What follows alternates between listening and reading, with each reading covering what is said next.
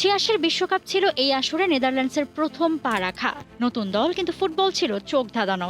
Group পর্বের প্রথম দুই ম্যাচে স্কটল্যান্ড ও পশ্চিম জার্মানিকে হারিয়ে তারা নজর কাড়ে। তবে শেষ গ্রুপ ম্যাচে প্রতিপক্ষ ছিল দুইবারের বিশ্ব চ্যাম্পিয়ন উরুগুয়ে। সবাই ভেবেছিল এবার হয়তো ডেনমার্কের স্বপ্ন থামবে,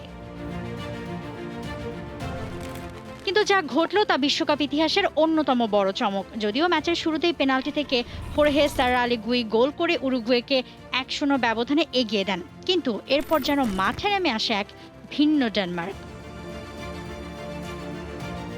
দুর্দান্ত আক্রমণাত্মক ফুটবল, দ্রুত পাসিং আর নির্ভুল ফিনিশিংয়ে উরুগুয়ের রক্ষণকে সম্পূর্ণ ভেঙে ফেলে তারা। প্রথমে সমতা ফেরান প্রেবেন এলকেয়ার, এরপর একে একে গোল করেন মাইকেল লডরুপ, ইয়েস্পার ওলসেন, সোরেন লার্সেন এবং ফ্লেমিং পাভলসেন। AKS অর্জন করলো গিনেস ওয়ার্ল্ড রেকর্ডস। AKS এ যেন অবিশ্বাস্য কিছুই। শেষ বাঁশি বাজতে স্কোর লাইন ডেনমার্ক 6 উরুগুয়ে 1। মাত্র 1 ঘন্টার মধ্যেই 1-0 পিছিয়ে থাকা দলটা 6-1 ব্যবধানে ম্যাচ জিতে নেয়।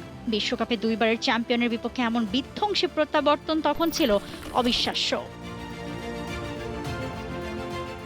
এই জয়ের পর ডেনমার্কে বলা শুরু হয় ড্যানিশ ডায়নামাইট। তাদের জবরদস্ত ফুটবল নৈপুণ্য পুরো বিশ্বকে মুগ্ধ করেছিল।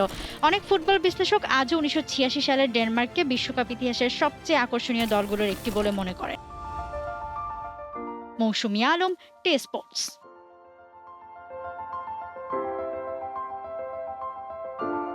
For more updates, subscribe to our YouTube channel and click on the bell icon. Follow us on Facebook and Instagram. Download T-Sports app to enjoy exciting games and highlights. Visit tsports.com.